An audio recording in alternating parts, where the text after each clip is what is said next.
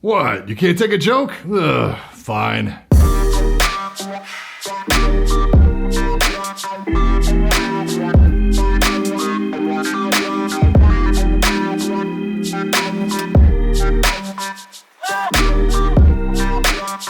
Yo, I'm Brian P. You're watching BadSeed Tech, and today we're taking a look at the G502 Lightspeed Wireless Gaming Mouse from Logitech. Now, for transparency, this mouse and all the other Logitech stuff you see featured in today's video, I actually bought with my own money. To this point, Logitech does not send me anything out for review. So obviously what we're looking at here is not a new mouse design. The G502, love it or hate it, has a pretty legendary reputation, and it's either like the best-selling gaming mouse of all time or an unwieldy brick, depending on your point of view. It comes in at a retail price of $149.99, which I guess is just what we're paying for flagship mice now, huh? This positions the G502 at the top end of the price spectrum, with the G Pro Wireless now available for as low as like $135 and the new Razer Lancehead Wireless at $140. I've been critical of the G502 in the past. My first experience with it was not great. I got in on the second iteration of the Proteus Spectrum. Coming from a Razer Death Adder, the transition to that grip, that shape, and style just was not a comfortable transition for me. It was forcing me to jump too far. Cable was pretty stiff, and the Hyper Scroll wheel had balancing issues, so it just kind of scroll on its own sometimes. So a couple years later, after playing with and testing a ton of different mice, it's interesting to come back to this again with different eyes, and I gotta say, it's a much more positive experience this time around. The elephant in the room is the G502's weight. See what I did there? A reputation for being a brick, a real heavyweight. The G502 Hero tips the scales at a beefy 121 grams and features an additional 18 grams in add-on weights, bringing the total weight without cable to 139 grams. A real thick boy, or as my guy Stinger would say, an absolute unit. The G502 Lightspeed managed to cut weight in the off-season to a leaner 114 grams, and while they still offer 16 grams of additional weights,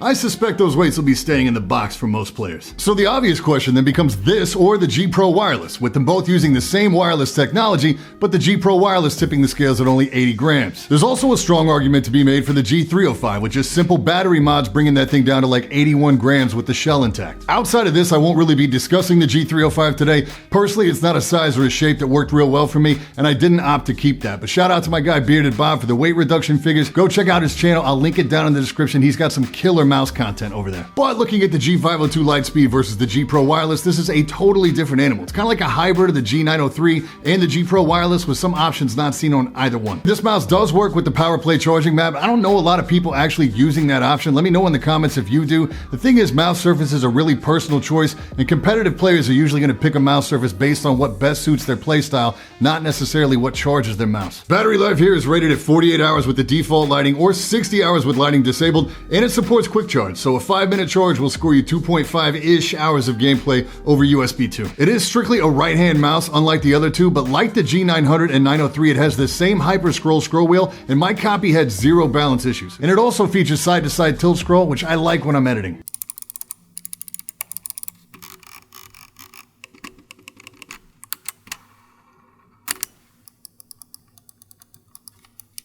You get 3 thumb buttons, 2 where you'd expect to find them, and a sniper or DPI clutch button in the forward position as well. You also get 2 assignable buttons that ride along the left edge of mouse 1. These default to DPI up and down, but can obviously be reassigned, and are really intuitive once you get used to them being there. The button where you normally find DPI cycle displays battery life on these LEDs. One of the biggest takeaways for me after using this mouse for a week solid is that I could definitely see how somebody could get used to the assignment flexibility and the additional button positions that the G502 offers, and then not being able to, or just not wanting to, move to a different mouse because some important aspect of their gameplay is dependent on the architecture of this mouse. I'll hand it to Logitech. This is the most flexible mouse I've personally used in that regard. So it's the Hero 16K sensor again, and I think we've seen this thing proved enough at this point to know that it's solid. DPI adjustment occurs in steps of 50 and can go as low as 100. You can have a max of 5 speeds, with one of them being able to be switched or clutched to with the forward side button. Polling rate is adjustable in the software, as well as a very deep reassignment menu and a macro system. As I mentioned earlier, it's got a weight adjustment system that includes 4 2-gram weights and 2 4-gram weights.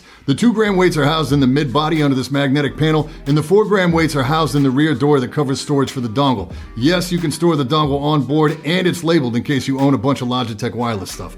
I choose to run this mouse with no additional weights, but if you have lift-off balance issues or you just like a heavier mouse for stability, there you go. I tested this mouse on the glorious Helios, the QCK, and the AMP 500. That review should be out very shortly, and for the record, the AMP 500 was personally my favorite mouse pad for this specific mouse. For the times that you do need to charge this mouse, the included cable is thin, braided, and very flexible, pretty much on par with the cable that's included in the G Pro Wireless, with that cable being rubberized, this cable being braided. I'm pretty indifferent about which cable I prefer, but they made one design decision here that drives me nuts. Every other piece of Logitech gear I own uses the old school Trident connector. This fits on all the mice and the TKL keyboard, everything. They've gone with the new connector for this mouse. The new connector fits all the old stuff, but the old Trident cables will not fit on this mouse. That means if you lose this specific cable, you're probably SOL, because most generic micro USB cables are not going to fit the housing on this mouse. Luckily, this mouse looks like it's going to need recharging about as often as my G Pro Wireless, which is like once, twice a month maybe,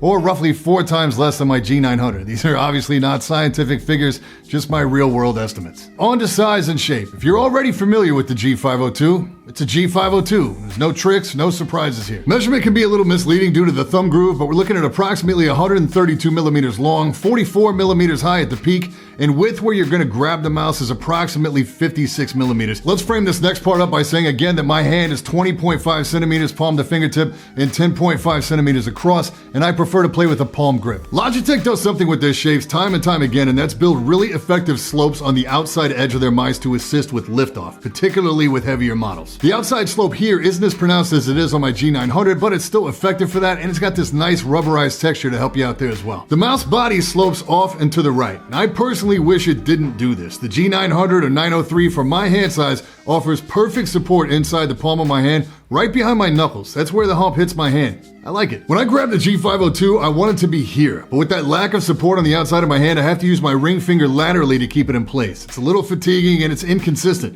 When my hand naturally settles into place, it pushes that mouse forward with my hand resting completely on the mouse surface instead of the mouse body. My index knuckle lands right on the G. There's probably a joke there somewhere. So I could get accustomed to a fingertip grip here, but this also pushes the forward thumb button a couple millimeters out of reach, so I find myself tucking this mouse back in. All that said, it's one of those minor things that I'll probably adjust to, and it doesn't seem to affect my gameplay at all. And this mouse is just, and I mean just, wide enough for me to keep my grip consistent. And for me, that's what sets this mouse apart from the G Pro Wireless. The G Pro Wireless is simply too small for my hand for me to have ever found a comfortable, consistent grip. I can grab that mouse 5 different times and get 5 different grips. That's the main reason why I've never reviewed that mouse on the channel, and I've owned it for like 5 months. I have tried and tried to adjust to it, but I just had to accept the fact that while it's a banger mouse for a lot of people, it's just not for me. I also generally have 3 different mice on my main desk. My main gaming mouse, the Divina S1, my main editing mouse, the G900, and the G Pro Wireless for testing, comparison, and more commonly, the second PC. Yes, I know I can get KBM software or hardware. I don't like them. Plus, I review peripherals, so I'll take any excuse to use more. Having the G502 Wireless means I can officially shelve both the G Pro Wireless and the G900. Thanks to the button flexibility, hyper scroll, tilt scroll, it's a serious editing mouse. And it functions great as a gaming mouse for me like 90% of the time, with me only moving to the S1 for competitive stuff. I do play better with the S1. It's got a better shape for me, and the weight is 87 grams versus the 114 grams on the G502, or a 27 gram reduction. It's a lot. Some will also try to make the argument that wireless is not as responsive as a wired mouse in competitive play. To them in 2019, I can simply say, you're wrong. Not all wireless is created equal, but Logitech has proved their technology time and time again. I'm no rocket jump ninja, I'm no Dimitri, but the G502 performed honestly better than I expected in-game, and I had no issues at all with click latency. Stuff landed where I expected it to.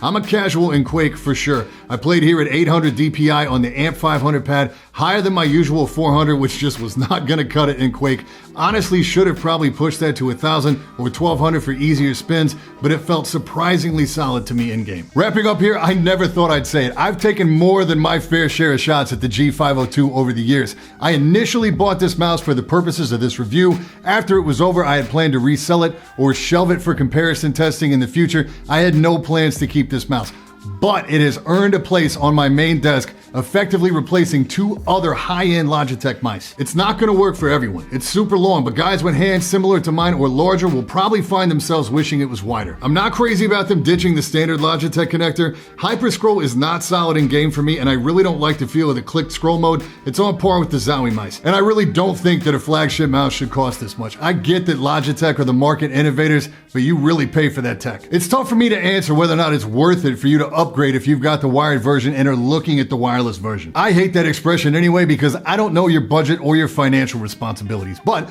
if you can pay the cost of admission here and still put food on the table or not risk a divorce, it's a solid piece of tech and it gets an easy recommend from me. And if anybody's got anything cute to say about it, can always throw it through their windshield. As always, I will leave affiliate links in the description down below for everything we talked about today in case you decide you want to grab one for yourself. Any questions, hit me in the comments or drop by the Discord and I'll do my best to get you fixed up. And that's it for this time. I'm Brian P. Thanks so much for watching. Don't forget to hit that like button, hit that sub button, and until next time, stay up.